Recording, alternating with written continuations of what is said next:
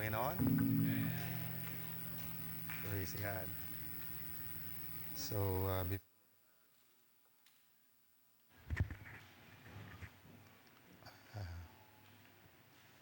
turn with me in Luke chapter 4.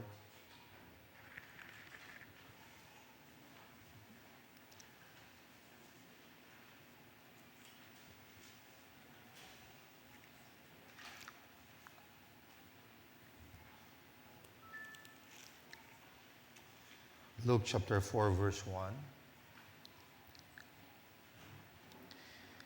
And Jesus, being full of the Holy Ghost, returned from Jordan and was led by the Spirit into the wilderness. Pagkat sa chapter 3, pinakita doon na how Jesus was baptized in Jordan at nang siya ay binabautismohan ni John the Baptist, the Holy Ghost came upon him like a dove. At sabi sa verse 1 dito, and Jesus being full of the Holy Ghost, returned from Jordan. So from Jordan, he was led by the Spirit into the wilderness. Being 40 days tempted of the devil, and in those days he did eat nothing. And when they were ended, he afterward hungered. Now, i-jump natin dito sa verse 14. And Jesus returned in the power of the Spirit into Galilee. And Jesus returned in the power of the Spirit into Galilee.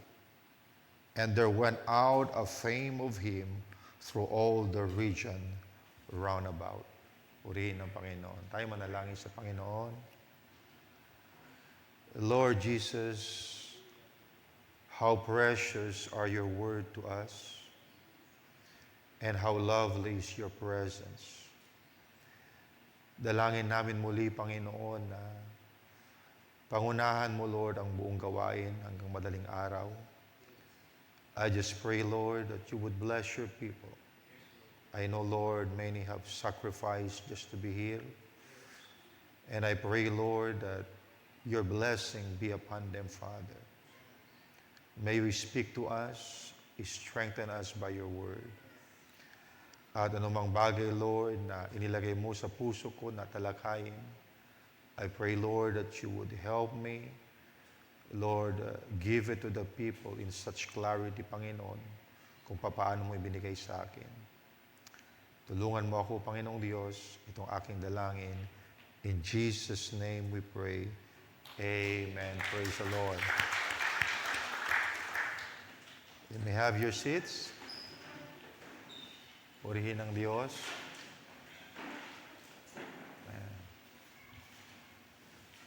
Good to see yung mga kapatiran na natin dito na mga kapatid natin sa Baguio, bumaba pa sila.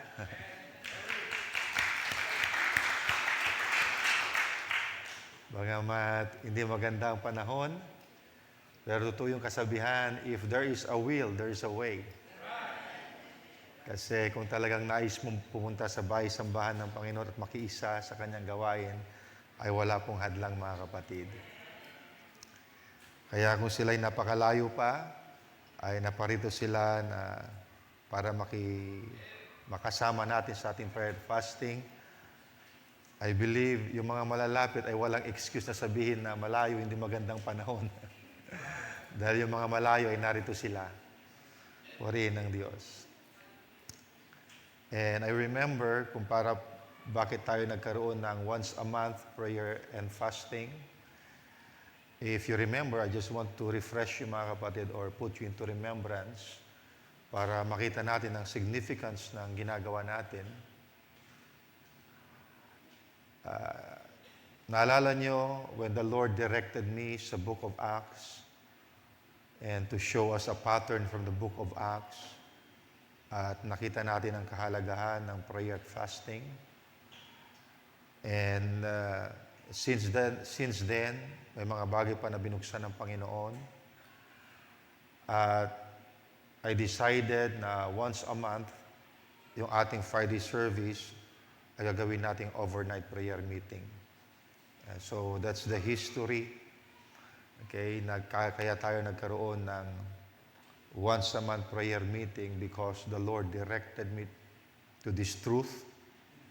At gusto nating lakaran yung bagay na inihayag ng Diyos.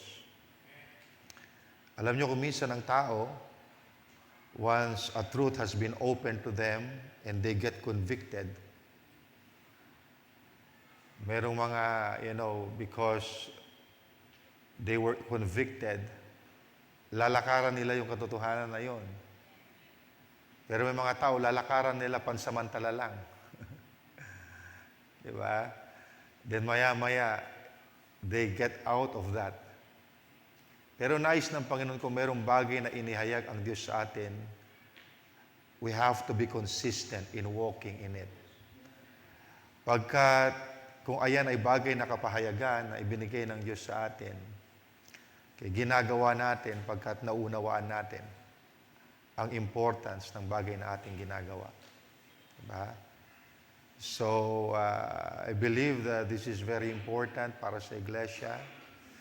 And as I was preparing for today, or for tonight, ay mas lalong ipinapakita ng Diyos ang kahalagahan ng ating ginagawa ngayong gabi. So ngayon, I'd like to preach on a message I entitled, The Price of Spiritual Power. The Price of Spiritual Power. Na mga kapatid, ngayong gabi ay hindi tayo nagtipon para lamang tuparin ang ating buwanang fasting at overnight prayer meeting. Hindi tayo nandito para lang magpalipas ng gutom. Hindi tayo narito para lang magpuyat. Hindi tayo nandito para lang sundin ang isang overnight prayer schedule. May mas malalim na dahilan kung bakit tayo narito. Now, lahat tayo rito, may mga panalangin. May mga panalangin sa Diyos. May hinihintay na breakthrough. May gustong makita ang himala.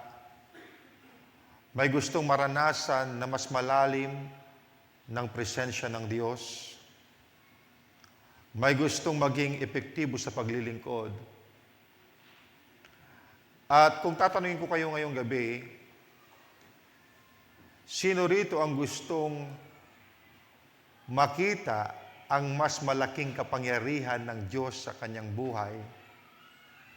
Lahat tayo ay magtataas ng kamay. Why?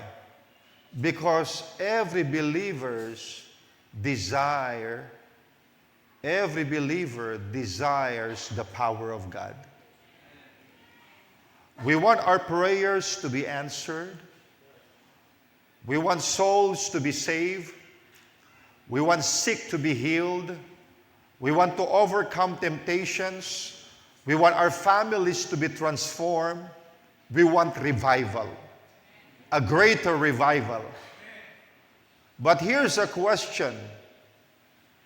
If everyone wants God's power, why doesn't everyone walk in it?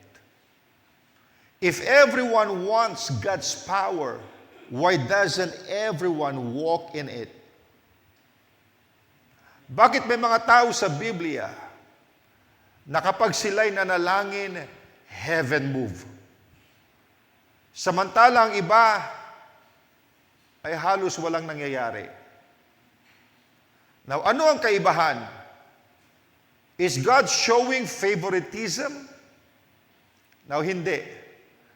The difference has never been God's willingness. The difference has always been man's preparation. Now, throughout the Bible, God has never looked first for talented people. God has never looked first for educated people. God has never looked first for gifted people. God has always looked for prepared people. Prepared people. Because God's power is a gift. But the vessel that carries that power must be prepared. Inuulit ko, ang kapangyarihan ng Diyos ay regalo. Pero ang vessel, ang sisidlan na magdadala ng kapangyarihan ay kinakailangang maihanda. Kaya ngayong gabi, gusto kong linawin ang isang pinakamahalagang katotohanan. Hindi natin binabayaran ang kapangyarihan ng Diyos sa pamamagitan ng pananalangin at pag-aayuno. Hindi natin kayang bayaran ang biyaya ng Diyos. Hindi natin kayang bilhin ang anointing. Hindi natin kayang kitain ang kapangyarihan ng Diyos. It is all by His grace. It is all by grace. Pero may isang bagaw na malinaw sa buong kasulatan. Prayer and fasting do not purchase God's power. Prayer and fasting position us for God's power. Inuulit ko, ang prayer and fasting do not purchase God's power. Prayer and fasting position us for God's power. Now, God prepares the vessel before He pours out the oil. He deepens the well before He fills it with living water. He enlarges the capacity before He entrusts greater power. Kaya mapapansin ninyo, bago bumaba ang apoy, may altar munang inayos.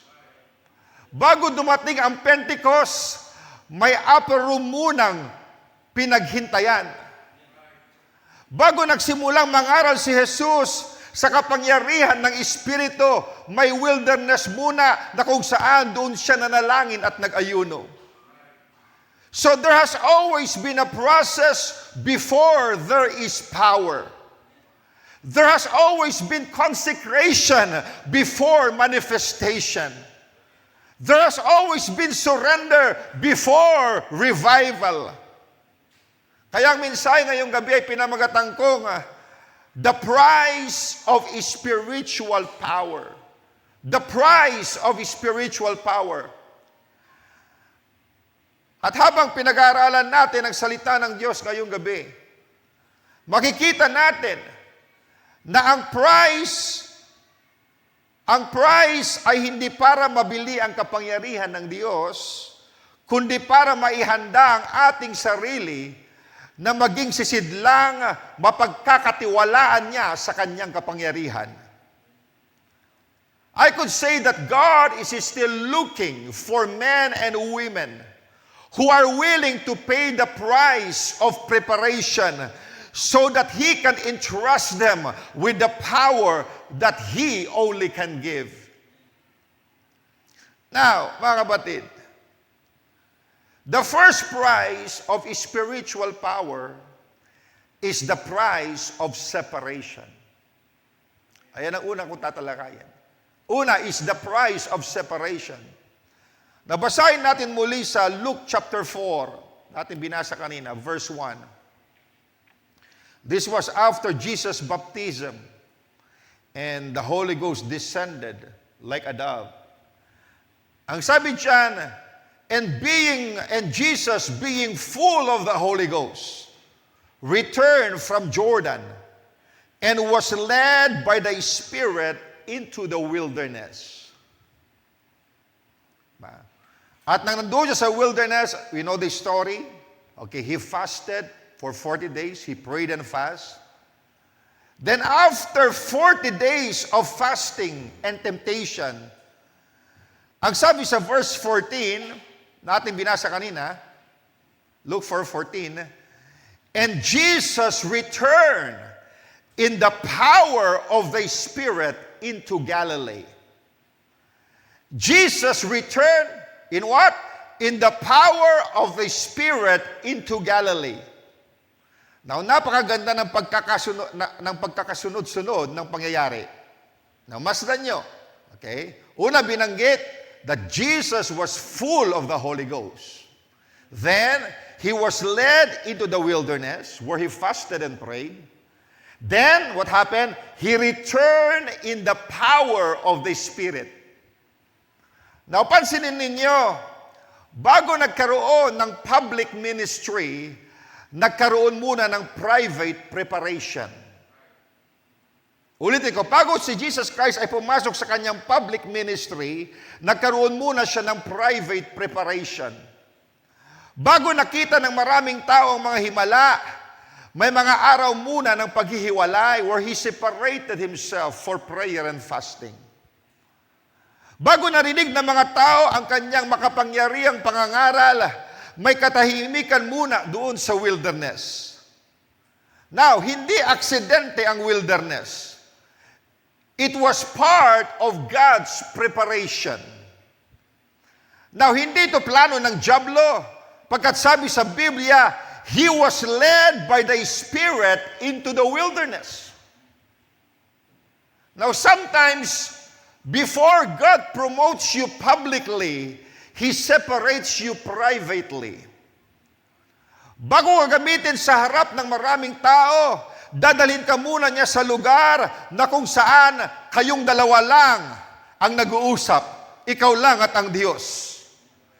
Because God prepares the vessel before He pours out His power. Now ngayon, gusto kong maging malinaw ang isang bagay sa atin. Hindi nag-ayuno si Jesus dahil kulang siya sa kapangyarihan.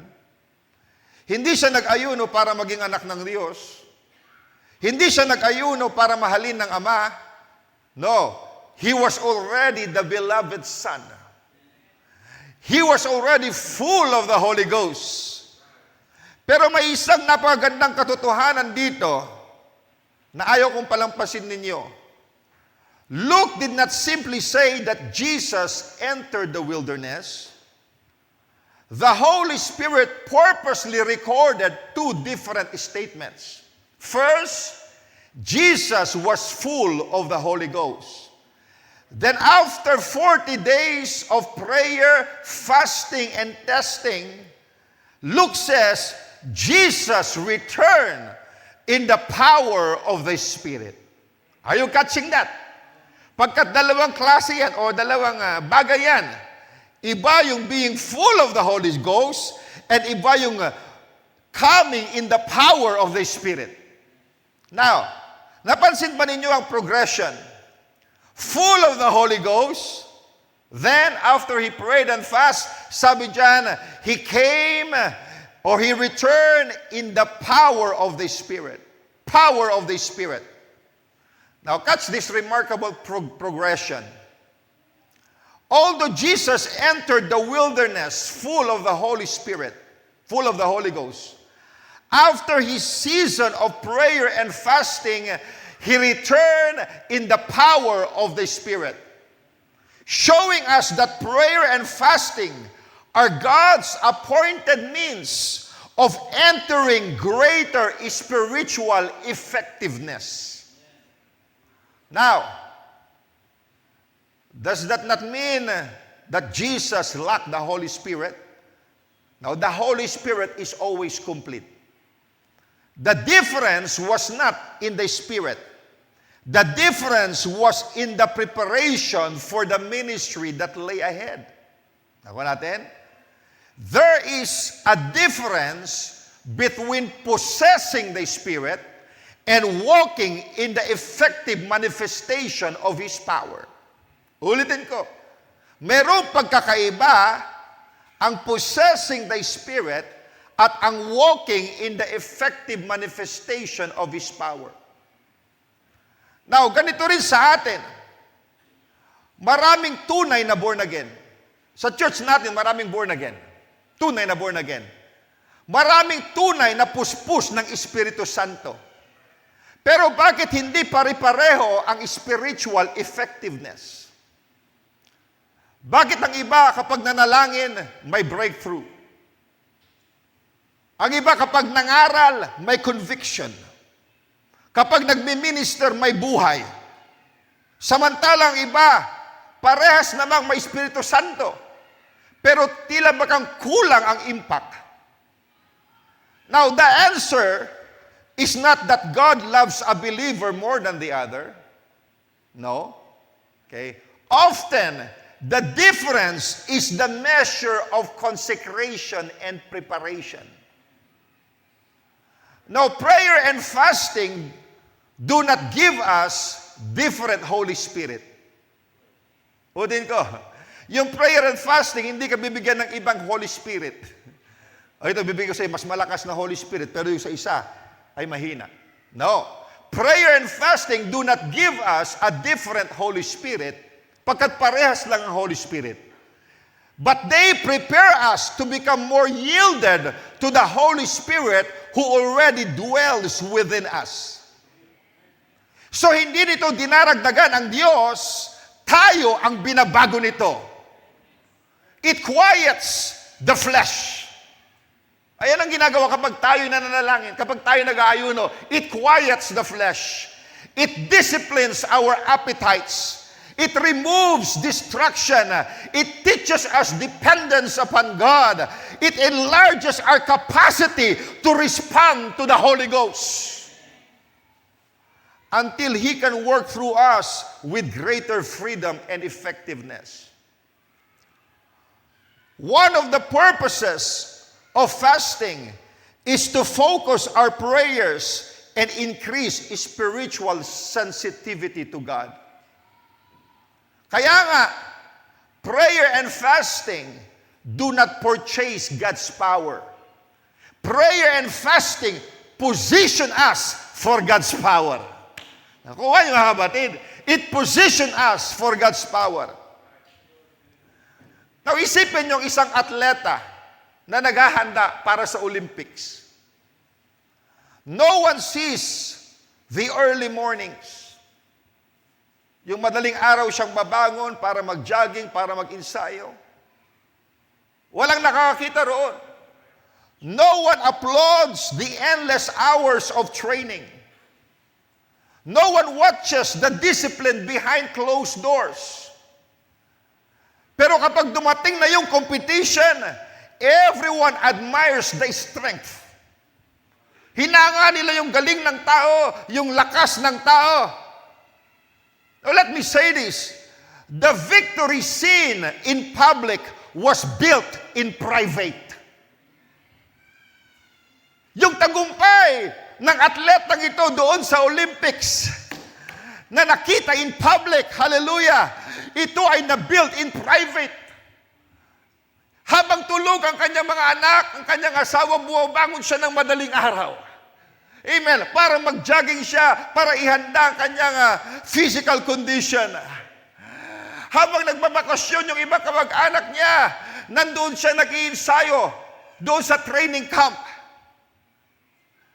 So yung mga tao nakikita lang nila yung lakas niya during the Olympics.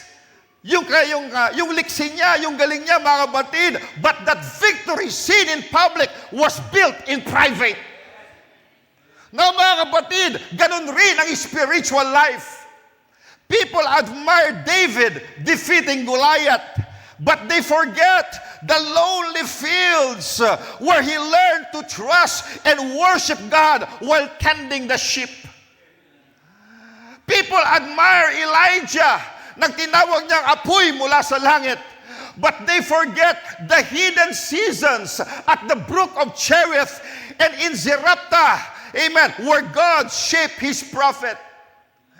People admire Jesus healing the multitudes, but they often overlook, amen, the wilderness, amen, kung saan siya'y nanalangin at nag-ayuno before Galilee. Nakita nila ang mga grabing ginawa ng Diyos, pero hindi nila nakita yung panahon, sabi ng Panginoon, dito muna kayo mga disipulo. I just want to go to the mountain because I just want to be alone and have this secret fellowship with the Father. Now, catch this now. Public power is always preceded by private preparation. At baka may mga ilan sa ating ngayong gabi na parang nasa wilderness. You may be led by God in the wilderness just like Jesus. Tahimik, parang walang nakikita. Sa pakiramdam mo, parang walang nangyayari. Na huwag mong sayangin ang wilderness. Because your wilderness is not God's rejection. It may be God's preparation. Baka ang iniisip mong delay ay divine preparation. Baka akala mong pagkawala ay paghahanda ng Diyos para sa mas malaking bagay.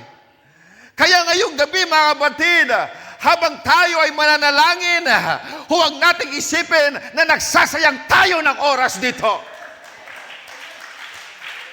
Hindi tayo nagsasayang ng oras. Hindi tayo narito para lang mapuyat.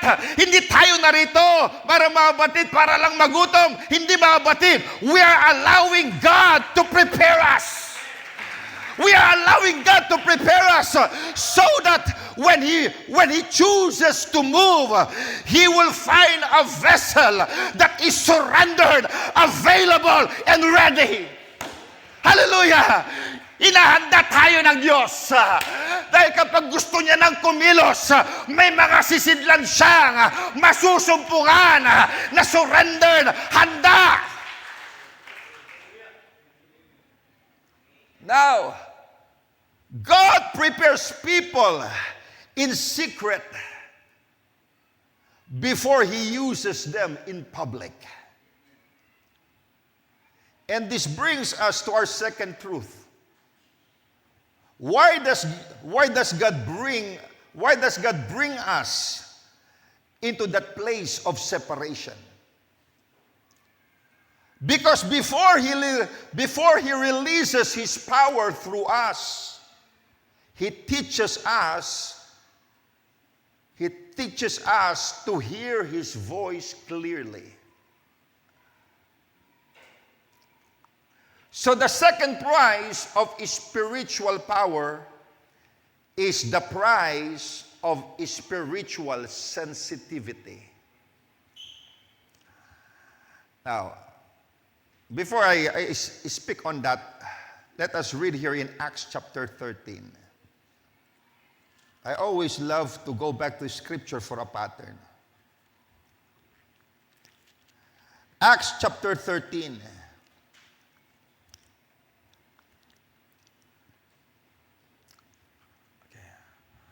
Ang sabi sa verse 1, and there were in the church that was at Antioch certain prophets and teachers, as Barnabas and Simeon, that was called Niger, and Lucius of Cyrene, and Manaen, which had been brought up with Herod, the Tetrarch, and Saul, that is Paul.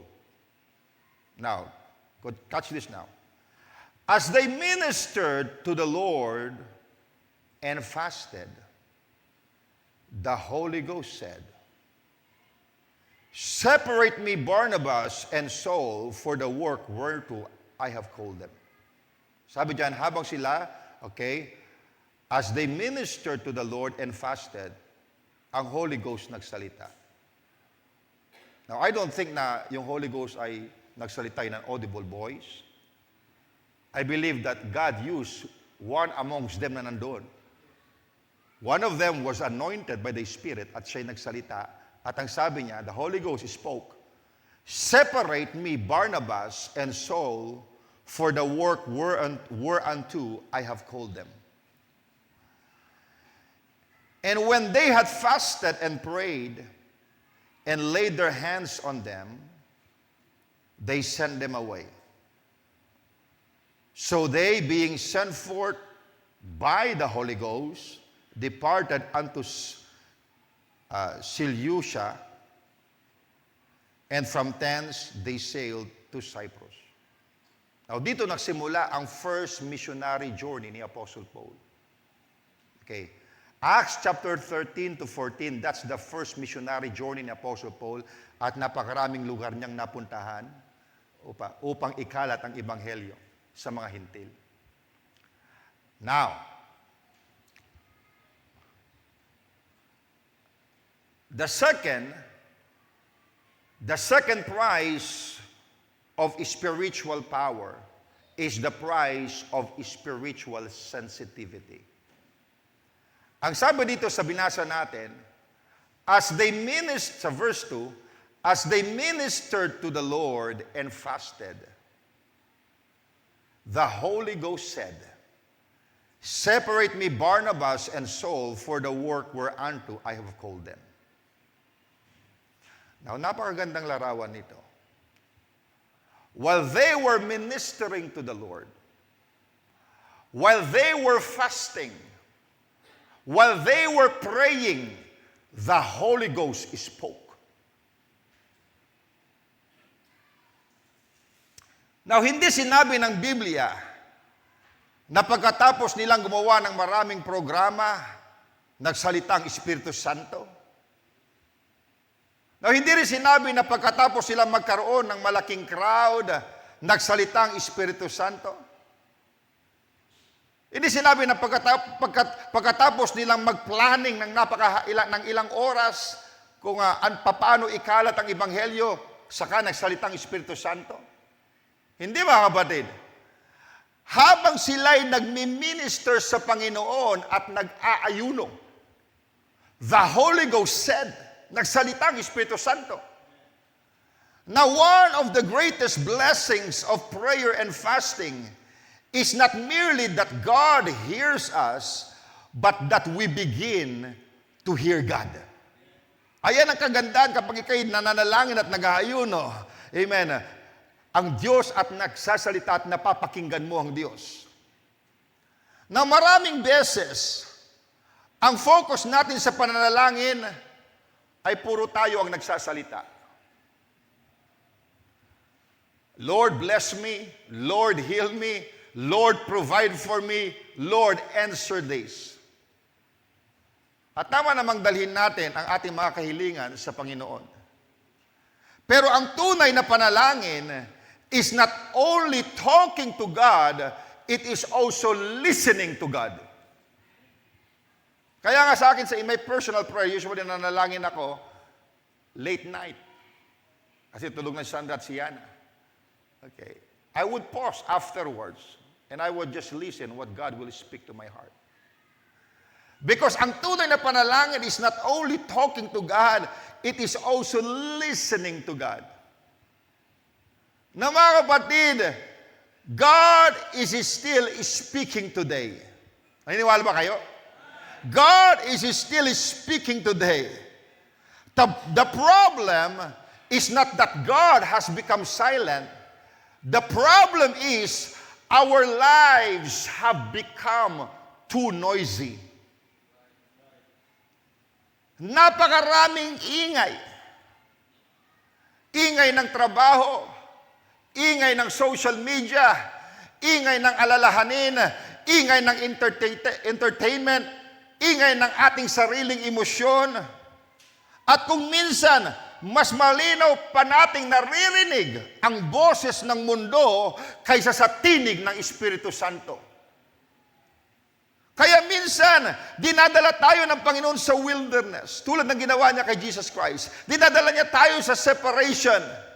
Hindi para parusahan tayo, kundi para alisin ang mga ingay upang marinig natin muli ang kanyang tinig. Now, prayer and fasting have a way of quieting the flesh so that the voice of the Spirit becomes clearer. Hindi dahil mas malakas magsalita ang Diyos, kundi dahil mas tahimik na ang ating puso. Kung tahimik ng ating puso, even a still small voice ay klaro sa iyo. Why? Because you are free from distraction. You are free from the noise. So fasting combined with prayer brings clarity of mind and spirit, enabling believers to recognize the direction of the Spirit more clearly. Now sa Acts 13,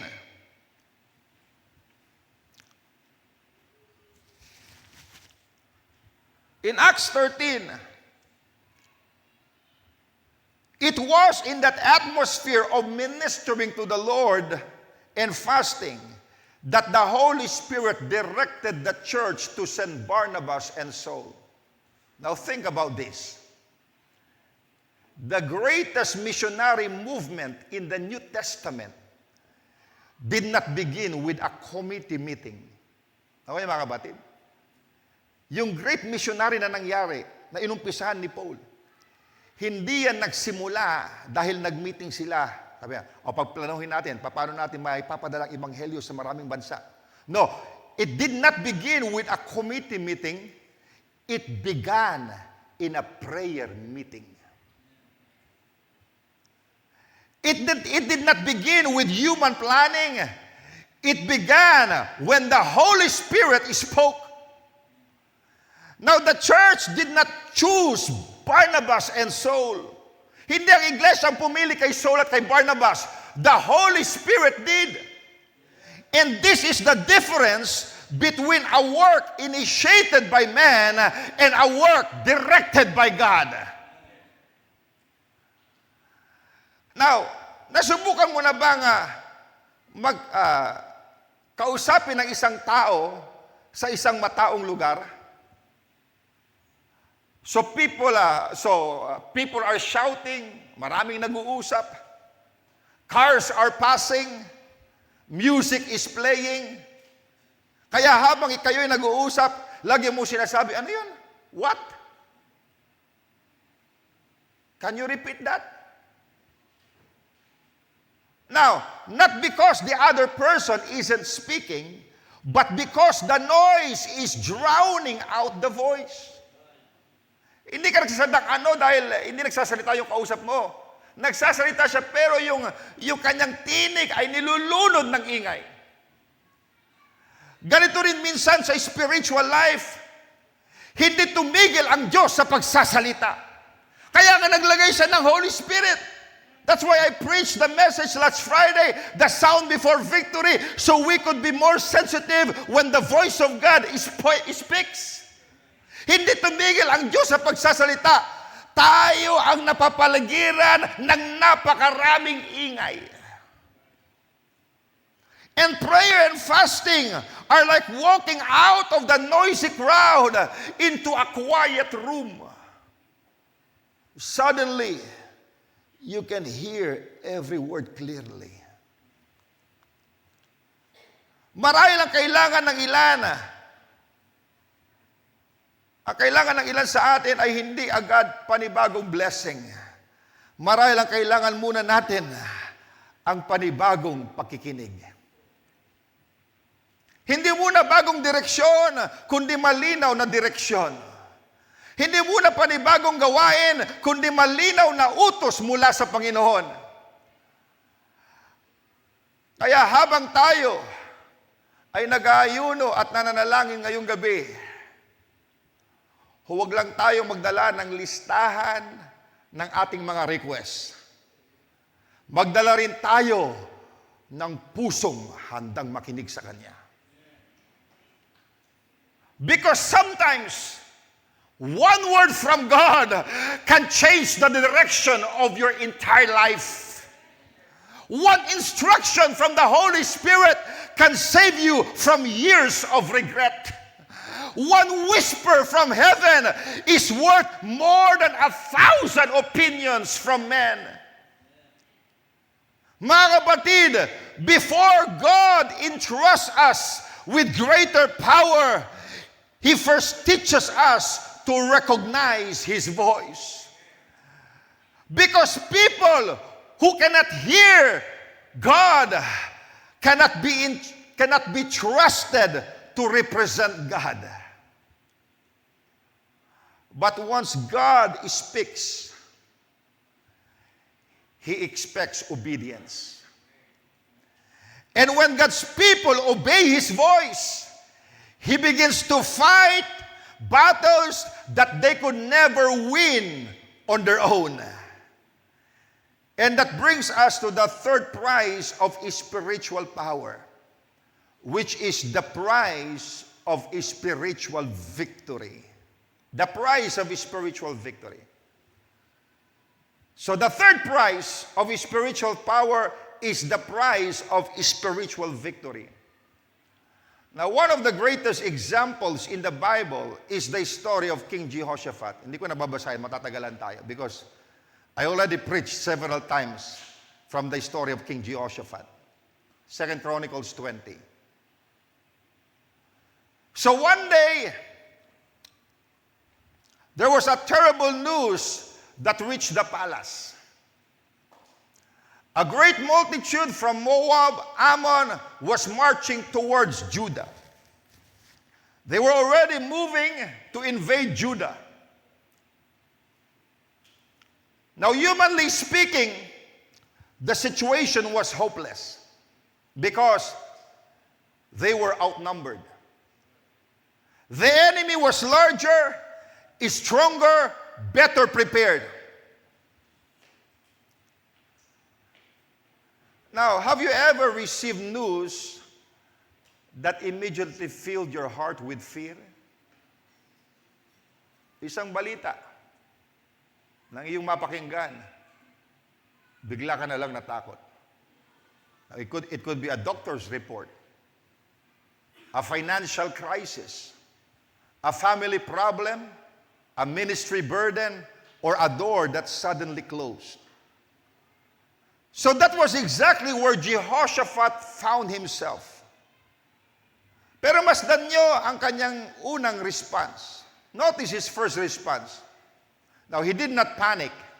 He did not immediately gather his generals. He did not trust first in military strategy. Ang sabi sa 2 Chronicles 20 verse 3, Jehoshaphat feared and set himself to seek the Lord and proclaim a fast throughout all Judah. Natakot siya sa balita. So anong ginawa niya? He set himself to seek the Lord and proclaim a fast throughout all Judah. Na mga kapatid, fear drove him to prayer, not away from God.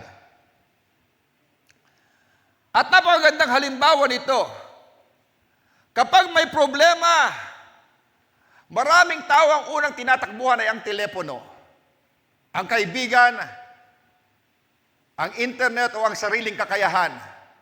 Pero si Jehoshaphat, unang tumakbo sa Diyos. Siya ay unang tumakbo sa Diyos. Hindi lamang siya nanalangin, nagproklama siya ng pag-aayuno sa buong bansa. Lalaki, babae, matanda, bata, lahat ay hinikayat na hanapin ang Panginoon to seek God in His temple. Now, may napakagandang prinsipyo rito. When the battle became greater, their dependence upon God became deeper. Now, minsan, ang pinakamalaking laban sa buhay natin ay siyang nagdadala sa atin sa pinakamalalim na panalangin. Now, hindi sayang ang pressure kung ginagamit yun ng Diyos para ilapit tayo sa Kanya. So habang ang buong bansa ay nananalangin, habang ang buong bansa ay nag-aayuno, ang Diyos ay tumugon. Now, hindi agad sa pamamagitan ng himala, hindi agad sa pamamagitan ng tagumpay. God first gave them His word. Bumaba ang Espiritu ng Panginoon kay Jehaziel at nagsimula siyang nagpropesiya. At ang sabi niya, be not afraid nor dismayed, for the battle is not yours, but God's. Amen. And the Spirit of God started giving them instruction kung anong gagawin nila. Na mga kapatid, napansin ba ninyo ang pattern sa kwento ni King Jehoshaphat? Look at the pattern. Prayer, fasting, then God speaks, then faith obeys, then the power is manifested. Ganito palagi ang pattern ng Diyos. The victory began long before the battle started. Because the real battle was won in the presence of God. And through prayer and fasting, God gave Jehoshaphat clear direction. Pagkat hindi niya alam ang kanyang gagawin bilang hari, pero dahil sa pananalangin at pag-aayuno, ang Diyos nagbigay ng malinaw na instruction. And instead of relying on physical weapons, the king followed God's instruction, and the Lord Himself brought victory over the enemy. Ang Diyos mismo ang nakipaglaban para sa kanila. Pero may nais akong ipakita sa inyo sa kwento. Ito marahil ang pinakakamanghamanghang strategy sa buong, or I could say, pinakakamanghamanghang military strategy sa buong Biblia. God told them, when you go to the battlefield, do not begin with the soldiers. Begin with the singers. Now, isipin ninyo, kung ikaw ay isang sundalo, marahil sasabihin mo, Lord, sigurado po ba kayo? Hindi ba dapat ang mandirigma ang nasa unahan? Pero ang Diyos ay may ibang parahan. And when they obeyed, the choir went first. And the army followed behind. At habang sila umaawit, praise the Lord, for His mercy endureth forever.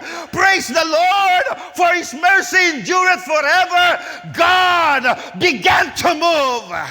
The enemy became confused. At sila mismo ang nagpatayan sa bawat isa.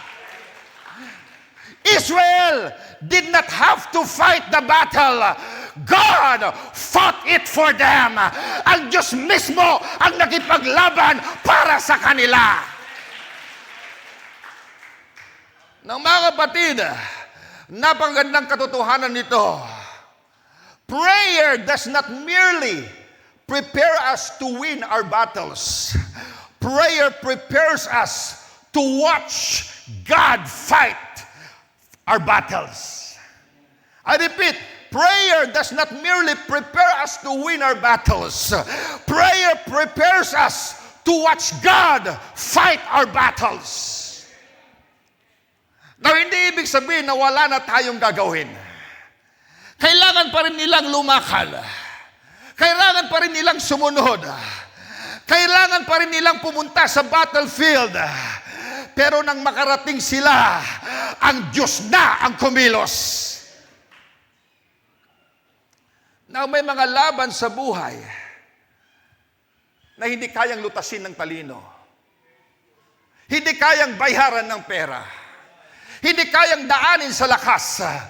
They require the intervention of God. At ang prayer and fasting ay hindi lamang naghahanda sa atin, inihahanda rin tayo upang makita ang kamay ng Diyos na kumilos. Hallelujah. Now, imagine two people na magbubuhat ng isang mabigat na bagay. The first one insists, sabi niya, ako na lang. Kaya ko na ito mag-isa. So binuhat niya. He struggles, he stumbles, and became exhausted. But the second says, ang sabi niya, Lord, I cannot carry this without you. Hindi ko kayang pasanin ito na mag-isa. So he still walks, but now he walks with the strength that God supplies. Pagkat kinilala niya na hindi niya kaya ang Diyos ang nagbigay sa kanya ng kalakasan. Bagamat mabigat ang pasanin, na kaya niya pagkat hindi siya mag-isa, kasama niya ang Panginoon. Na mga kapatid, prayer and fasting do not remove us from the battlefield. Inulit ko, prayer and fasting do not remove us from the battlefield. they bring God into the battlefield. Ako yung mga kapatid, kaya tayo nananalangin, kaya tayo nag-aayuno para dalhin ang Panginoon sa battlefield. Pagkabag ang Diyos bumaba sa battlefield, hindi na ikaw ang lalaban, hindi na sarili mong lakas, hindi na sarili mong kapangyarihan, kundi sa Espiritu Santo, siya ang makikipaglaban para sa iyo. At kapag siya ang nakipaglaban, mga kapatid, talo ang kalaban, sa iyo ang tagumpay. Hallelujah! Kaya mga kapatid, sinasabi ko, ngayong gabi, hindi tayo nagsasayang ng oras. Hindi lang tayo narito magpuyat, nandito tayo sa paghahanda sa malaking gagawin ng Diyos sa iglesia. Amen. Prayer and fasting bring God into the battlefield. Kaya kung may laban kang kinahaharap ngayon, huwag mong sayangin ang pagkakataong ito. Huwag mong isipin na ang overnight prayer at fasting ay isa lamang tradisyon na ginawa ni Pastor na gagawin namin kada first Friday of the month. Now, marahil ito ang sandaling ginagamit ng Diyos upang ibigay sa iyo ang direksyon, ang pananampalataya, at ang tagumpay na matagal mo nang hinihintay. Praise the Lord! Because sometimes, the greatest victories are not won by stronger people. They are won by people who sought God first. Hallelujah! At narito tayo because seek ye first the kingdom of God. We sought God first. At lahat ng ating pangailangan, Diyos ang magbibigay. At ang inyong laban, ang Diyos tutulong. Naniniwala ba kayo dyan? I'm showing you Bible patterns. Na mga kapatid, napakagandang ginawa ng Diyos kay Jehoshaphat. God gave them victory. The enemy was defeated. The battle belonged to the Lord. Pero bago natin iwan ang bahaging ito, may isang napakahalagang katotohanan tayong dapat maunawaan.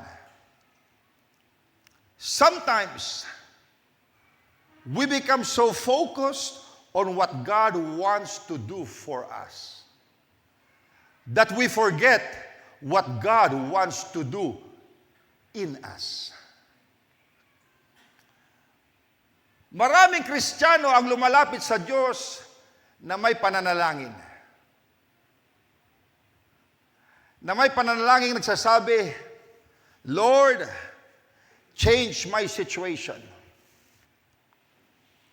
Lord, bless me. Lord, give me victory. At walang masama roon. God delights in answering prayer.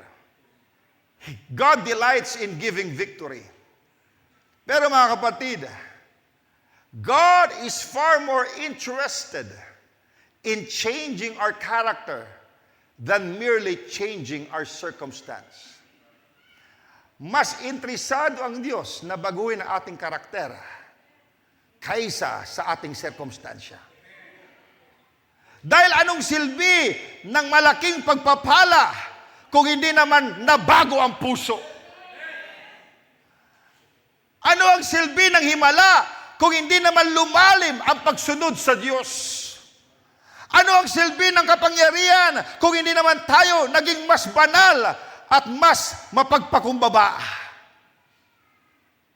Mga kapatid, before God entrusts a person with greater spiritual power, He first looks at the condition of the person's heart.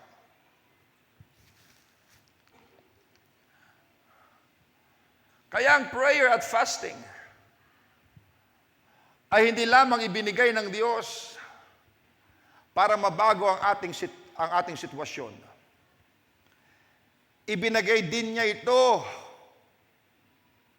upang mabago ang ating buhay.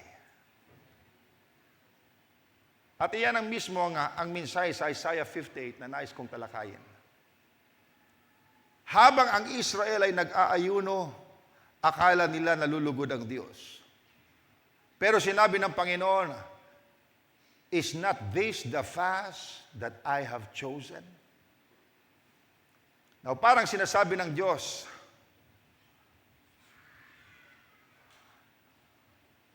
marunong na kayong mag-ayuno. Pero natutunan na ba ninyong italaga ang inyong puso sa akin? Now, may malaking pagkakaiba sa pagitan ng religious fasting at true consecration. At iyan ang ikaapat na prize of spiritual power na nais kong talakayin. The prize of true consecration. Now, for me to expound that, basahin muna natin sa Isaiah 58. This is about fasting, Isaiah 58.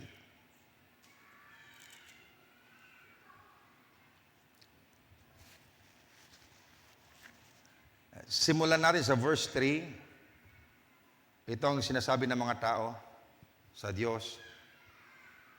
Sabi niya sa verse 3, wherefore have we fasted, say they, and thou seest not?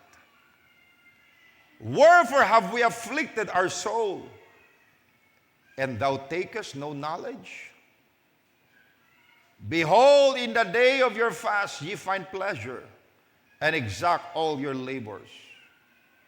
Behold, ye fast for strife and debate, and to smite with the feast of wickedness. Ye shall not fast as ye do this day, to make your voice to be heard on high? Is it such a fast that I have chosen? A day for a man to afflict his soul? Is it to bow down his head as a bulrush, and to spread sackcloth and ashes under him? Wilt thou call this a fast and an acceptable day to the Lord? Now look at verse 6. Is not this the fast that I have chosen? To loose the bands of wickedness, to undo the heavy burdens, and to let the oppressed go free, and that ye break every yoke? Is it not to deal thy bread to the hungry, and that thou bring the poor that are cast out to thy house? When thou seest the naked, that thou cover him, and that thou hide not thyself from thine own flesh? Now, so the fourth prize of spiritual power is the prize of true consecration. The prize of true consecration. Now,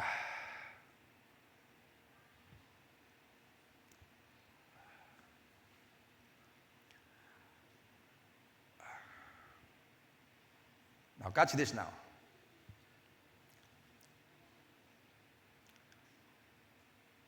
Kapag naririnig ng maraming Kristiyano ang salitang fasting,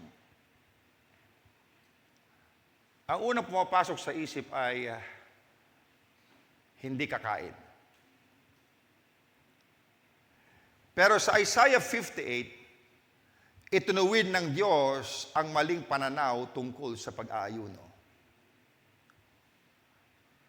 Now, hindi niya tinututulan ang fasting, itinatama niya ang maling paraan ng fasting. Now, pansinin niyo ang tanong ng Israel dito sa verse 3. Balikan natin yung verse 3. Tingnan niyo ang tanong ng Israel. Ang sabi dito, wherefore have we fasted, and thou seest not?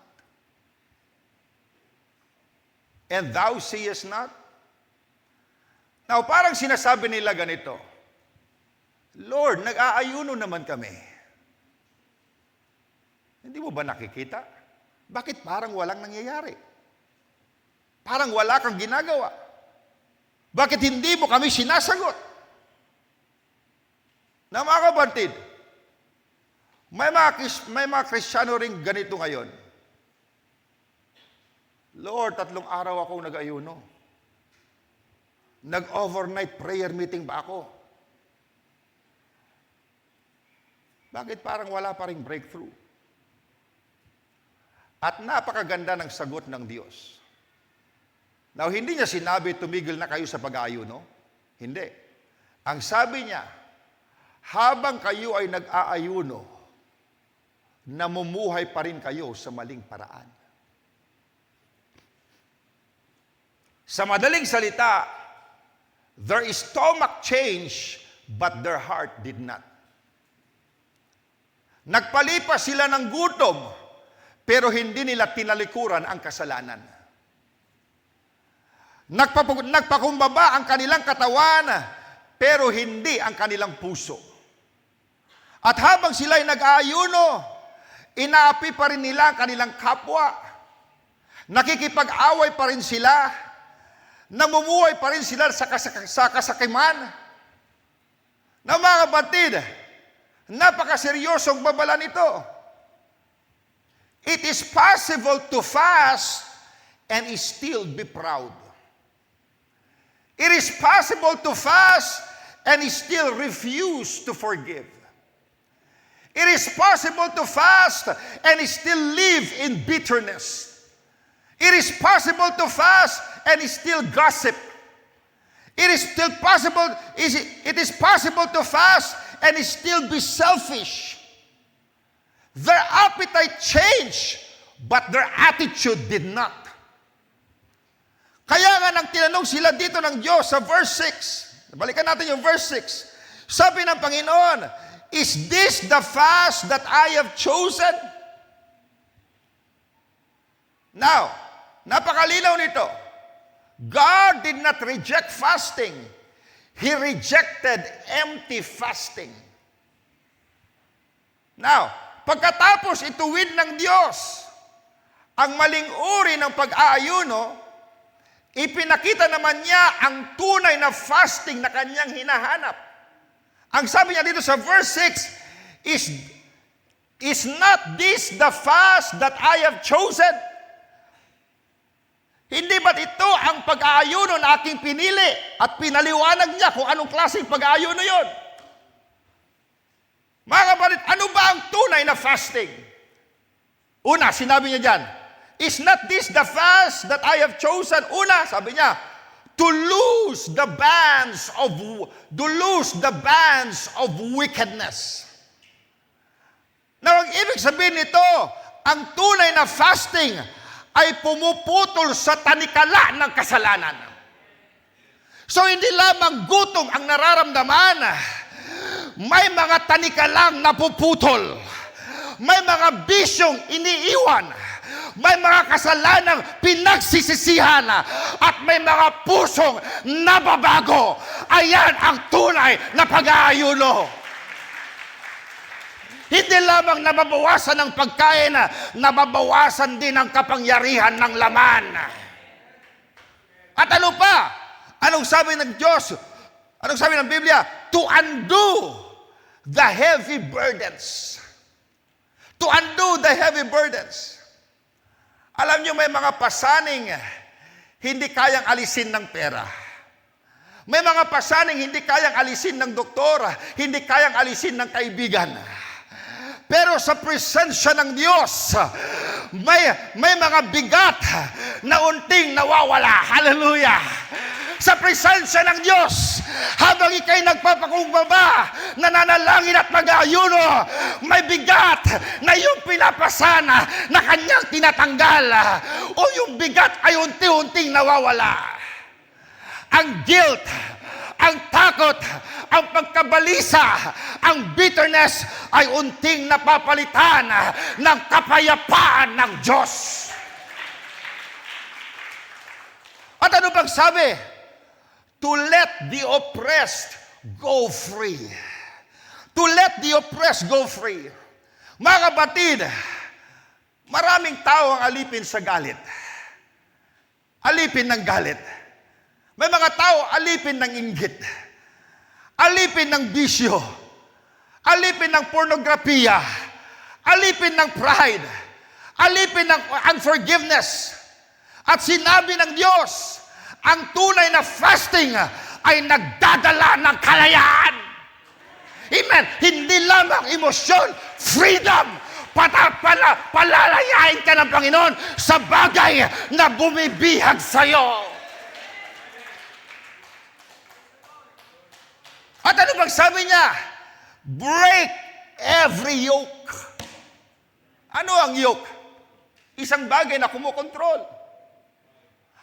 Yung yoke, iyon yung nilalagay sa hayop para makontrol mo yung hayop, di ba? So ano ang yoke? Isang bagay na kumukontrol.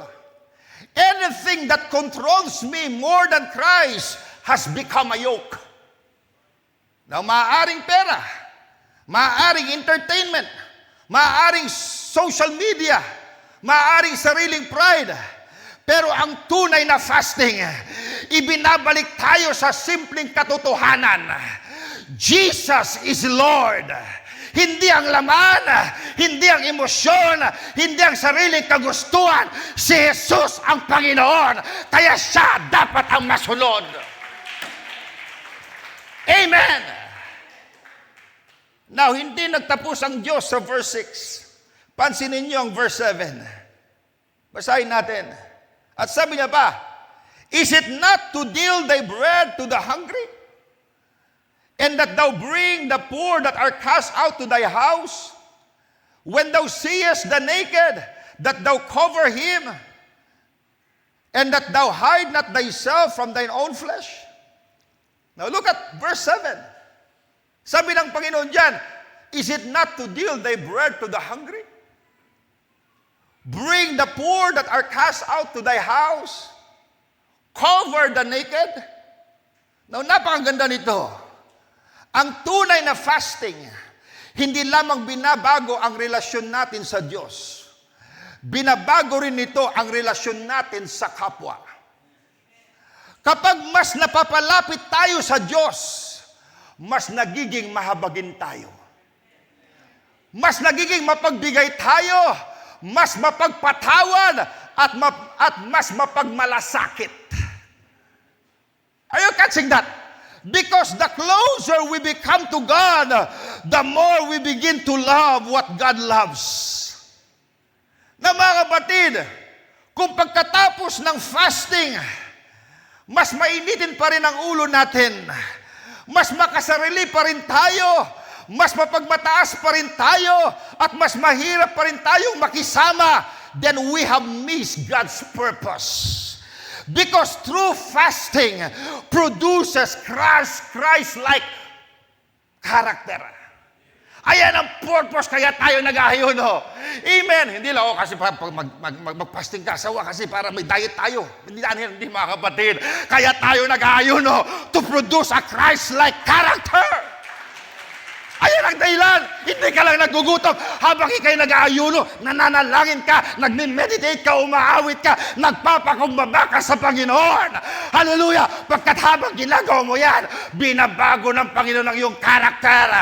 Mas nagiging mapagmahal ka sa iyong asawa, sa iyong mga anak, sa iyong kapwa. Natutunan mo magpatawad. Kung yung puso mo matigas, pinapalambot ng Diyos habang ikay nag-aayuno. Kaya hindi tayo nagsasayang ng oras. Sa prayer at fasting, merong ginagawa ang Diyos sa buhay natin. God is producing Christ-like character. Hallelujah! Tinatanggal ng Panginoon ang tanikala. Binibreak ng Panginoon yung yoke na nagkokontrol sa atin. Yung mga bagay na umaalipin sa atin, pinapalaya tayo ng Panginoon sa mga yon. Amen. Ayan ang ginagawa ng pag-aayuno at pananalangin. This is the true kind of fasting. Hindi ka lang nagpalipas ng gutom, hindi mga kapatid. Amen. Habang ikay nag-aayuno, you humble yourself to God. Panginoon, meron pa rin akong pride, pero Panginoon, lumalapit ako, tanggalin mo ang pride na ito. Panginoon Diyos, may mga tao, hindi ko pa mapatawad. Amen. Pero Panginoon, tinuruan mo kami magpatawad, turuan mo akong magpatawad. Anong ginagawa ng pag-aayuno? Hallelujah. Amen. It is producing the Christ-like character in your life. Ayan ang dahilan. Ayan ang dahilan kung bakit ang prayer and fasting position us for God's power. My goodness. Hindi dahil na-impress natin ang Diyos. Hindi dahil nababayaran natin ang kapangyarihan, ang kanyang kapangyarihan, kundi dahil binabago niya tayo. Prayer and fasting do not change God's heart toward us. They change our hearts toward God. They quiet the flesh. They discipline our appetites. They expose hidden pride. They teach us dependence upon God. They soften our hearts. They make us more sensitive to the Holy Ghost. Amen. They make us more like Christ. At kapag ang sisidlan ay malinis, God delights to fill it in. Kapag ang sisidlan ay malinis, God wants to refill it. Kung minsan we ask God, Lord, refill me with your Spirit. Pero kung minsan masyado na tayong punong-puno ng mga bagay na hindi nararapat. Sometimes before we ask God to refill us, why don't we empty out ourselves first? Tanggalin natin yung mga bagay na hindi kasiya-siya sa mata ng Panginoon. Yung mga bagay na hindi ka nais-nais bago natin sabihin, Lord, refill me. Now, ang malaking pagkakaiba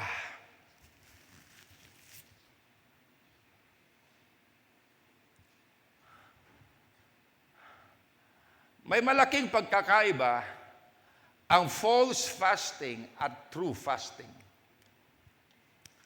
False fasting changes my diet.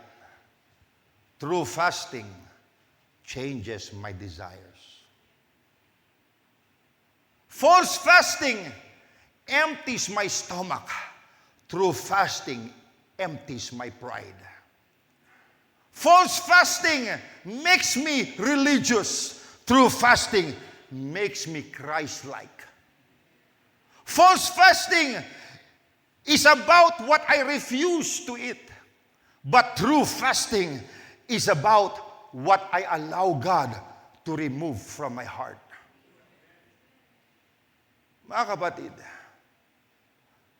kung ang fasting natin ngayong araw ay magtatapos lamang sa gutom, sayang ang ating pag-aayuno.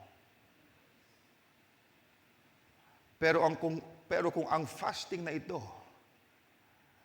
ay magbabago ng ating puso, magpapalalim ng ating pagsunod, magpapalapit sa atin kay Kristo, at maghahanda sa atin bilang sisidlan ng kanyang kapangyarihan, then we have experienced the fast that God has chosen. Is this not the fast that I have chosen? Amen. Something na makapagbabago sa inyo, makapagpapalaya sa mga bagay na bumibihag sa inyo. Na mga kapatid, kapag ang Diyos nakatagpo ng mga taong handang maghiwalay para sa Kanya, mga taong marunong makinig sa Kanyang tinig, mga taong nagtitiwala sa Kanya sa gitna ng labanan, at mga taong may tunay na consecration, may isang bagay na laging sumusunod. Throughout the Scripture, God brings revival through prepared people. And that brings us to our final truth. The price that produces revival. Now, basahin muna natin ang ilang scripture dito before I expound that. Turn your Bible in Acts chapter 1.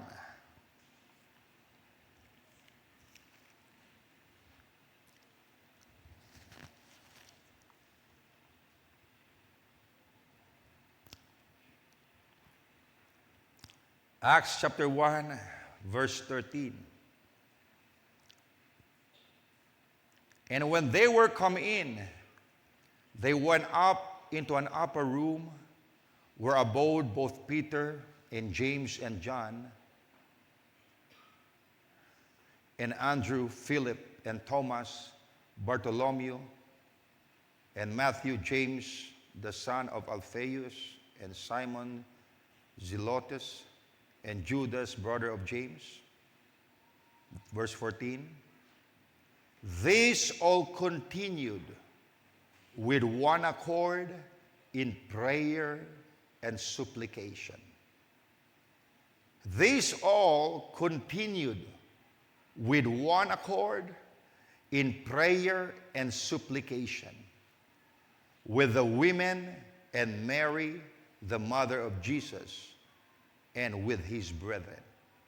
Now, punta tayo sa Acts chapter 2. Let's see what happened. Acts chapter 2, verse 1. And when the day of Pentecost was fully come, they were all in one accord, in one place. What were they doing? Sabi doon, they were in one accord in prayer and supplication. They were praying. They were united in one accord, in one place. Okay. They were all with one accord in one place. And suddenly there came a sound from heaven as of a rushing mighty wind. And it filled all the house where they were sitting. And there appeared unto them cloven tongues like as of fire, and it sat upon each of them. And they were all filled with the Holy Ghost and began to speak with other tongues as the Spirit gave them the utterance. Now, I'd like also to read from the book of Jonah. I know we are familiar with this story, but let me read a portion of that. Okay.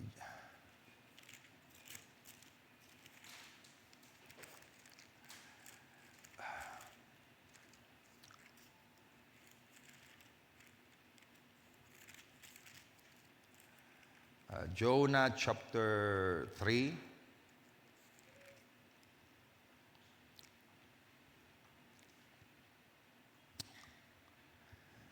Jonah chapter 3. Sorry.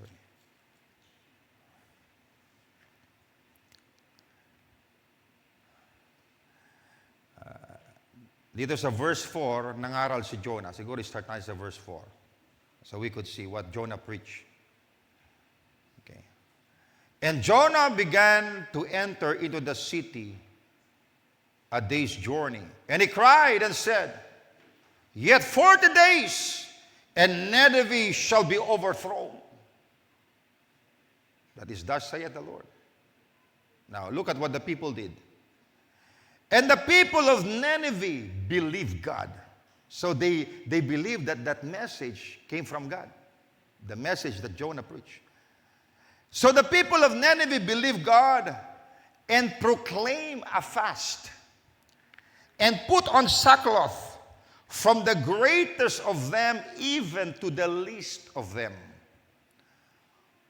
For word came unto the king of Nineveh, and he arose from his throne, and he laid his robe from him, and covered him with sackcloth, and sat in ashes. And he caused it to be proclaimed and published through Nineveh by the decree of the king and his nobles, saying, Let neither man nor beast nor herd nor flock taste anything. Let them not feed nor drink water. Nagproclaim ang hari ng fast, hindi lamang sa tao, pati yung mga hayop, pinag-fasting nila. Okay? Hindi kakain, hindi rin iinom. Okay. Let them not feed nor drink water. And let man and beast be covered with sackcloth. And cry mightily unto God. Yea, let them turn everyone from his evil way. Kayo mga masasama, talikuran nyo na yung masasama nyong ginagawa. Let them, sabi ko, and let them turn everyone from his evil way, and from the violence that is in their hands.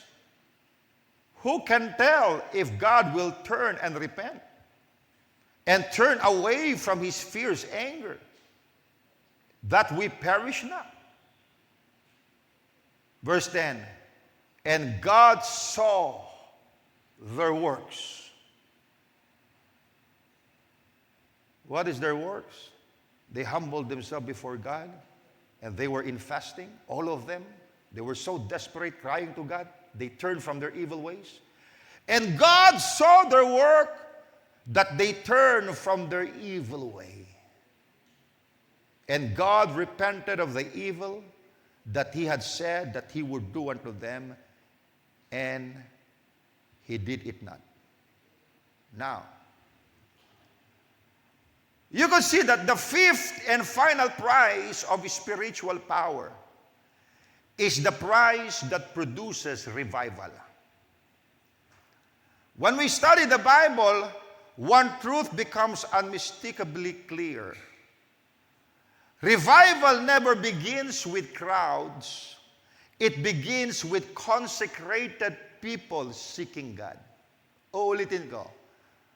Revival never begins with crowd.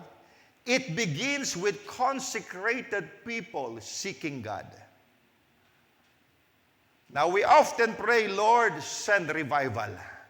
But throughout Scripture, before God sends revival, He first prepares the people who will carry it. Bago ang Diyos magbigay ng revival, inihanda niya muna yung mga tao na tatanggap nito. Now, look at the upper room. Jesus did not tell the disciples, oh, go immediately into all the world. No. He first told them, tarry in Jerusalem. Wait, seek, pray, stay together, depend upon me. For 10 days, they remained together in one accord. 10 days. They remained together in one accord. Can you imagine that? There were no miracles yet. Habang sila'y naghahanda, habang sila nanalangin, sa 10 araw na yun, wala pang milagrong nangyayari. There were no miracles yet, no mighty sermons yet, no 3,000 souls yet. It was just a group of believers waiting before God. And when the day of Pentecost was fully come, heaven responded. The sound of a rushing wind came. Tongues of fire appeared, and they were all filled with the Holy Ghost. And Peter preached, and 3,000 souls were saved by one preaching. Mga kapatid, catch this. Pentecost did not begin in the streets. It began in a prayer room. Let me say that again. I want this to penetrate in your heart. Pentecost, that revival in Jerusalem, did not begin in the streets. It began in a prayer room. Amen. The revival that shook Jerusalem was born in the upper room. Hindi sila marami, just 120 of them. Hindi sila nagsawang manalangin. Nanatili sila. They were all in one accord. They were all in one place. Wala pang nangyayaring milagro. Wala pang supernatural na nangyayari. Pero nandun sila. Nagkakaisisa sila. Hallelujah! Hindi sila umalis hanggang ang Panginoon ay kumilos. And a revival shook Jerusalem. Saan nagsimula? In that little upper room. Pagkat may mga tao na hindi sumukong manalangin. May mga taong nagkakaisa na nanalangin, Lord, bring forth the fire. Hallelujah. And now, the same pattern appears again in Acts 13 na binasa natin.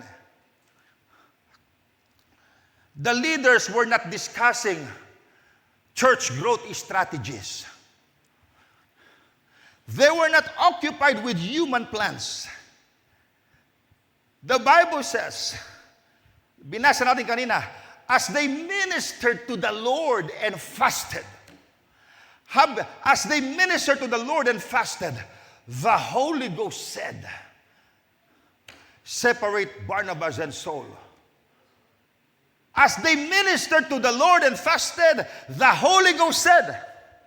So out of a prayer meeting, praise the Lord, out of a prayer meeting, God launched the greatest missionary movement in the New Testament. Doon nagsimula ang greatest missionary journey ni Apostle Paul. Saan nanggaling? Sa prayer meeting. Now, revival is never man's idea. It is always God's initiative released through surrendered people. Now, you see this pattern in Acts 13. While the believers ministered to the Lord and fasted, the Holy Spirit gave clear direction that led the expansion of the gospel. Then look at Nineveh. Jonah preached one message. Hindi maraming pinis si Jonah, isang mensahe lang. Pero nagrespondi agad ang mga tao. Jonah preached one message, the king humbled himself. The people believed God. And from the palace to the poorest citizen, they fasted. They cried unto God and turned from their evil ways.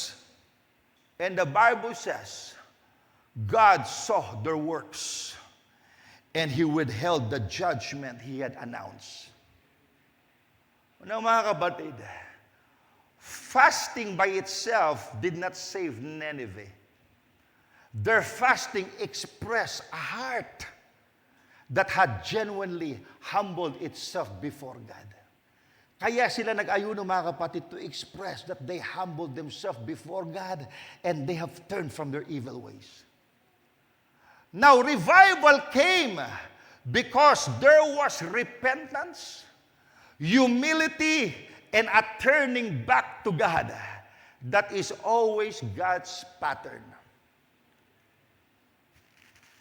Have you ever noticed, bago ang isang farmer ay mag-expect ng kanyang harvest, he first prepares the soil. He removes the stones, he pulls out the weeds, he plows the ground. Only then does he sow the seed. Now mga kapatid, no farmer expects a harvest from unprepared ground. Kung yung ground ay unprepared, hindi nag-expect ang farmer ng harvest. Tama po ba? Neither does God pour revival upon unprepared hearts.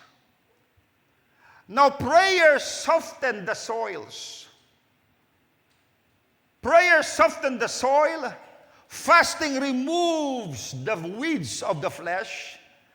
Repentance breaks up the hard ground. Then God sends the rain. God sends the revival. Now, mga kabatid, maybe we have been asking, Lord, why haven't we seen greater revival? Perhaps the better question is, Lord, have you found prepared hearts? Have you found prepared hearts? Because revival is not produced by better music. It is not produced by better lights. nor by better programs. Revival is produced when ordinary men and women become completely surrendered to an extraordinary God. Doon nagsisimula ang revival. And I believe that is why God has gathered us tonight. Ito ang dahilan bakit tayo pinagtipon ng Diyos sa gabing ito. Hindi lamang para magkaroon ng overnight prayer. Hindi lamang para magkaroon ng fasting. Hindi lamang para matupad ang schedule ng simbahan. God is preparing a people. My goodness. Ginagawa natin ito pagkat may hinihanda ang Diyos ng mga tao. Ginagawa natin ito in preparation sa malaking gagawin ng Diyos sa buhay nyo, sa pamilya nyo at sa iglesyang ito.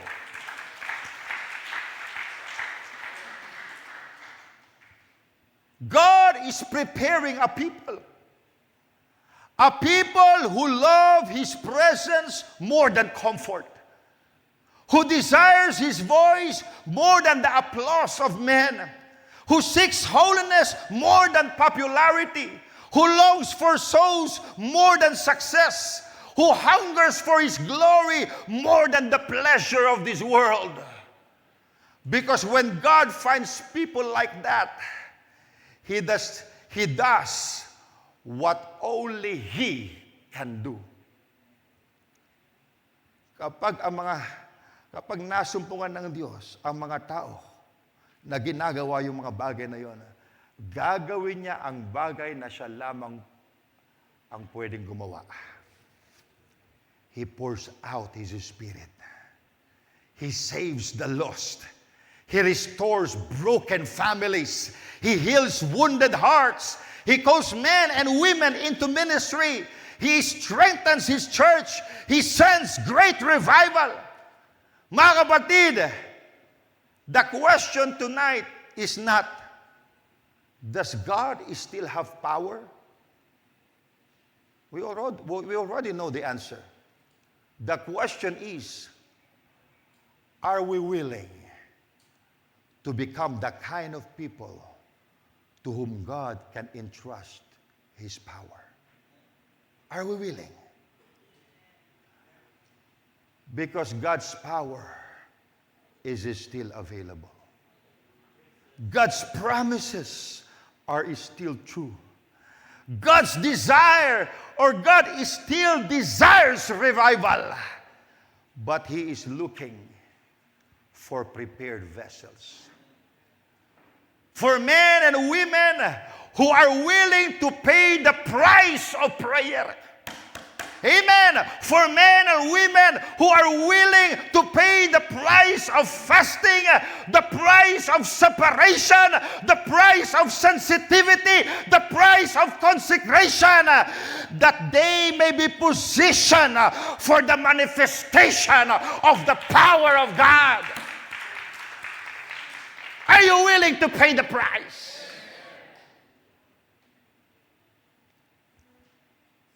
I wonder how many of Mount Zion Tabernacle are really willing to pay the price. Now, as we come to the end of this message, let us remember one truth that has echoed through every part of the message tonight. Prayer and fasting do not purchase God's power. Prayer and fasting position us for God's power. And perhaps tonight, God is not asking us to do something extraordinary. Perhaps He's simply asking us, will you make yourself available to me?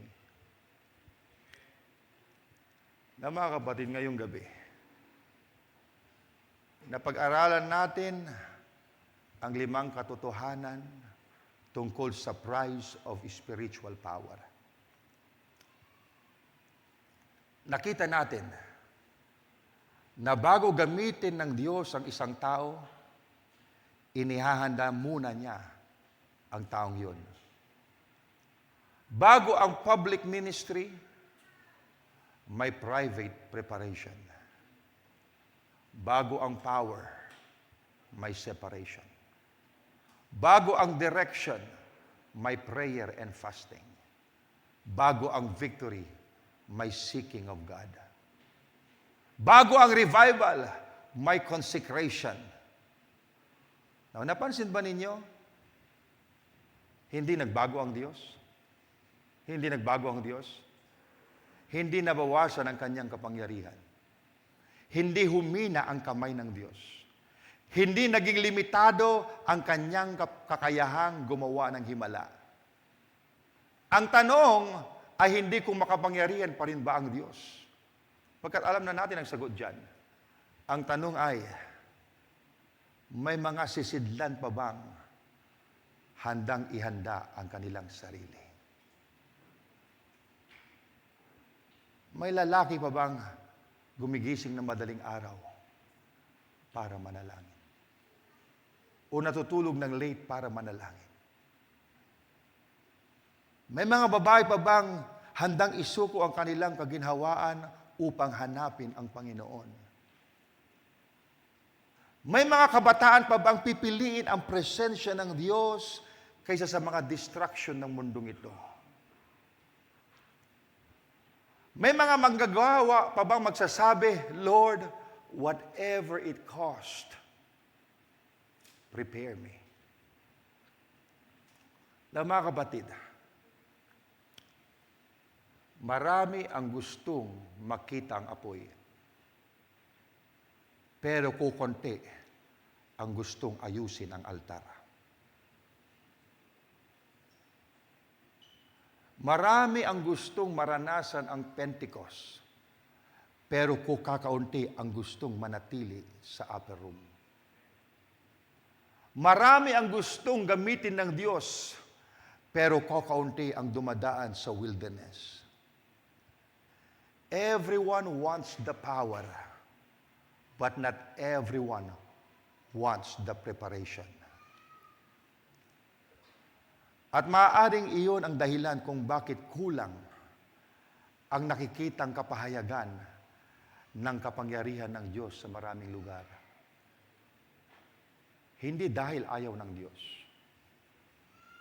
kundi dahil naghahanap siya ng taong maaari niyang pagkatiwalaan. Mga kapatid, hindi naghahanap ang Diyos ng superstar. Hindi naghahanap ang Diyos ng pinakamatalino. Hindi naghahanap ang Diyos ng pinakamaraming talento. God is looking for surrendered people. He is looking for surrendered people.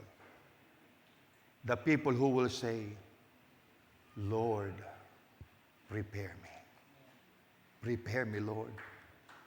Lord, search me. Kung may mga bagay na hindi ka nais-nais sa buhay ko, Lord, tanggalin mo. Ipakita mo sa akin. Lord, empty me. Lord, fill me. Because God's power is not entrusted to the most gifted.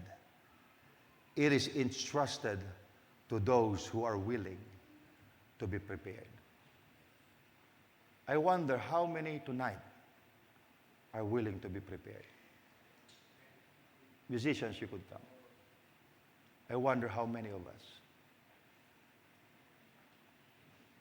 I wonder how many of those who are listening to me online are really willing to pay the price.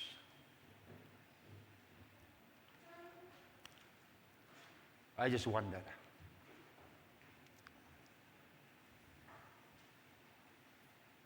Mga kapatid, ngayong gabi,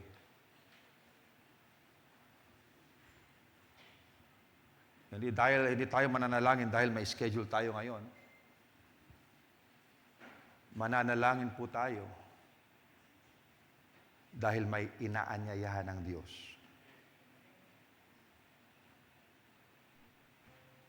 Marahil may ilan dito na matagal nang ipinapanalangin, Lord, gamitin mo ako. Pero ngayong gabi, baka ang sagot ng Diyos ay hindi muna I will use you. Baka ang sinasabi niya sa atin, anak, will you allow me to prepare you?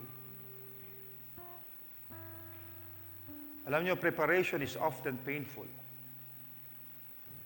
Sometimes it means waiting.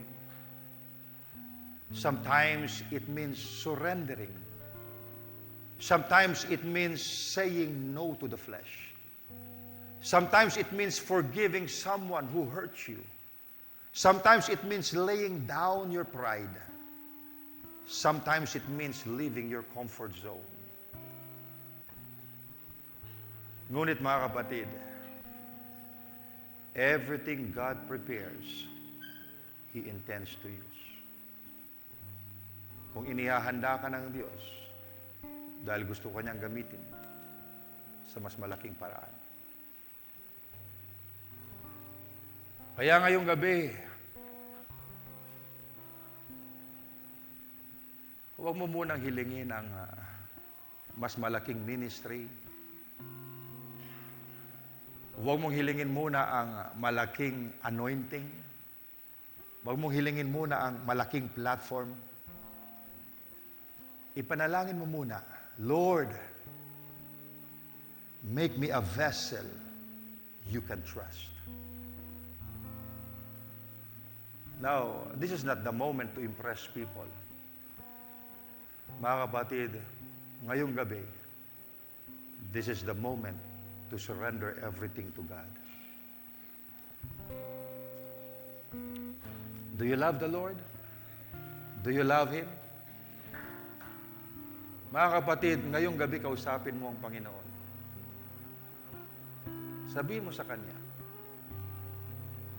Lord, forgive me for the times I wanted your power without pursuing your presence. Forgive me for wanting the crown without the cross. Forgive me for wanting public blessing while neglecting my private altar.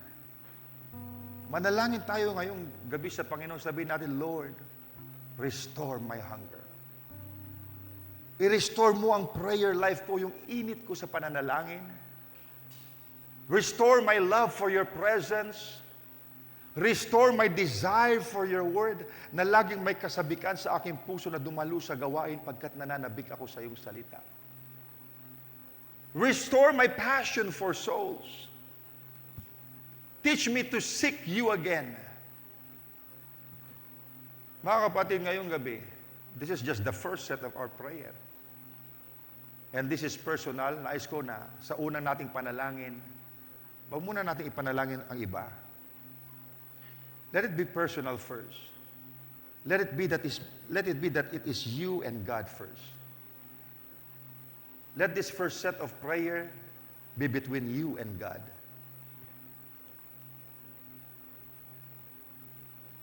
No one knows how dry you've become. Maybe no one knows that you've lost your first love. Mga kapatid, kung lahat sa miyembro ng Mount Zion ay nanumbalik na sa first love, this prayer and fasting tonight would be jam-packed.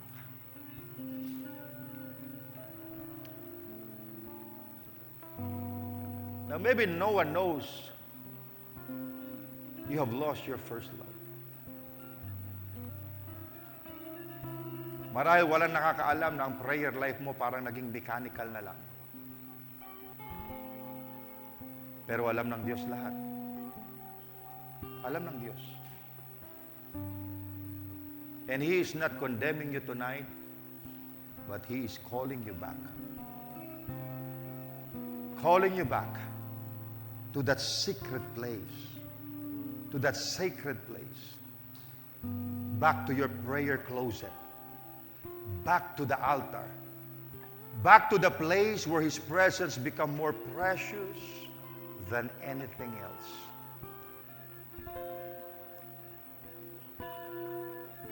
Mga kapatid, yung revival, yung great revival that we are praying for. Kasi kung minsan masyado tayong tiwala sa ating sarili, sinasabi, we are revival.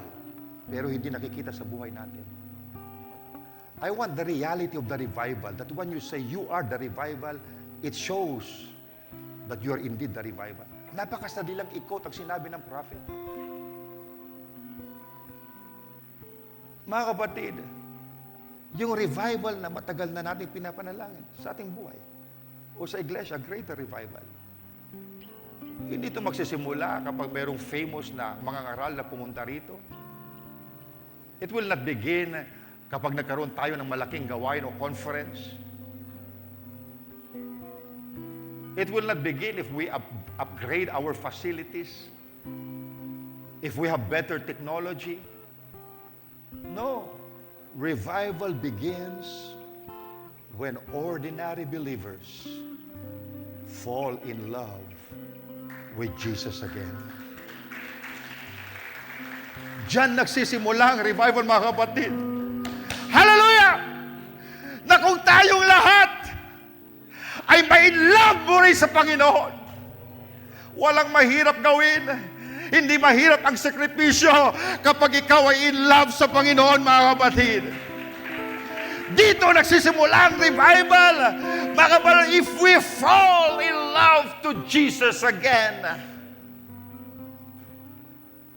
when we seek Him, not because of what He can give, but simply because He is worthy. Siya'y karapat-dapat. At ako'y naniniwala, if there is a church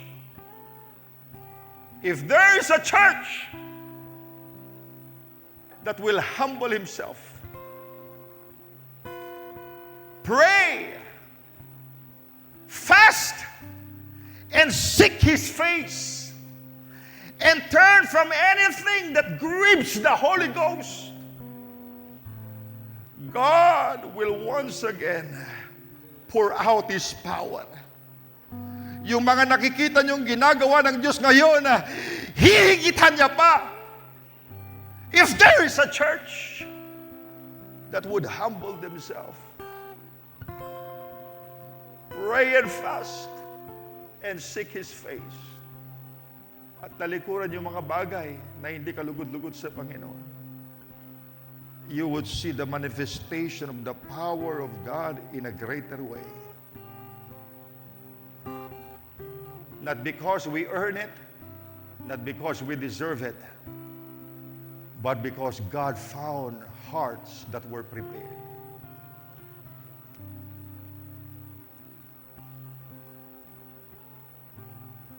Bakit hindi tayo sa mandaling tumayo, mga kapatid?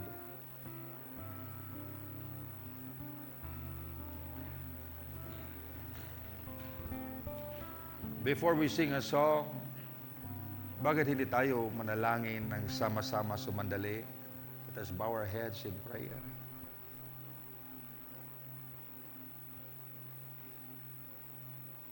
Lord, Panginoong Diyos,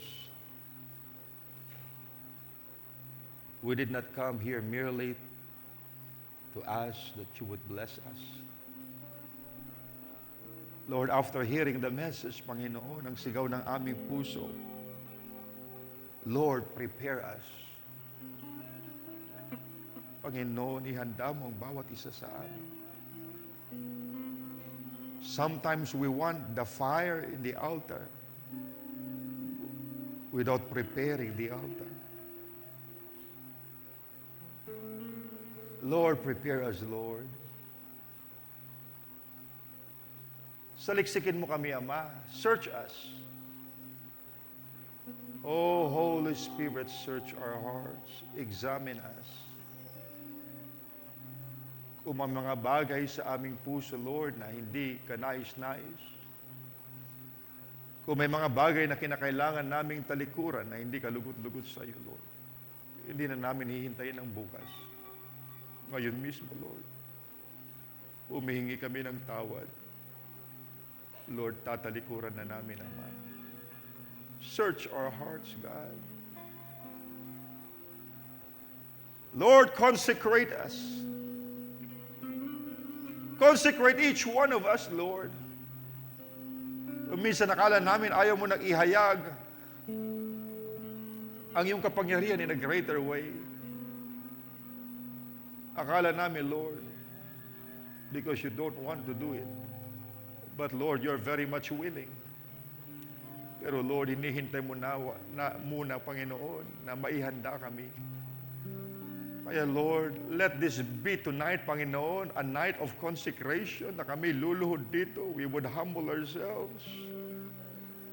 Lord, kung anong mga bagay na dapat hingin namin ng tawad, kung anong mga dapat na i-confess namin sa iyo, Panginoon, kung anong mga kakulangan namin, mga kahinaan namin na kinakailangan, Lord, that need a touch from the Holy Spirit, nais naming isuko, Panginoon. We don't want a false fasting, Panginoon. We want a fasting and prayer that would break the yoke. Lord, that would deliver us from any hold of the devil, Panginoon. Bawasakin lahat ng tanikala, palalayain kami sa mga bagay, Lord, na umaalipin sa amin, Panginoong Diyos, na hindi karapat-dapat, Panginoon, sa iyong mata. Lord, we long for more of you. Lord, we long for more of you, Lord, because we know that there is more of the Holy Ghost. But Lord, position us. Position us, Panginoon. Prepare us. Ihanda mo kami, Panginoong Diyos. Narito kami. Pagkat, Lord, nakita namin ang bagay na ito'y mahalaga. Hindi kami nagsasayang ng oras. Lord, sa gabing ito, Panginoon, Lord, ihanda mo kami, Panginoon. At kapag nakita mo na nahandang itong iglesia, Panginoon, I know you will entrust us with power for the glory of Jesus Christ alone. Oh, Lord Jesus, have thine own way.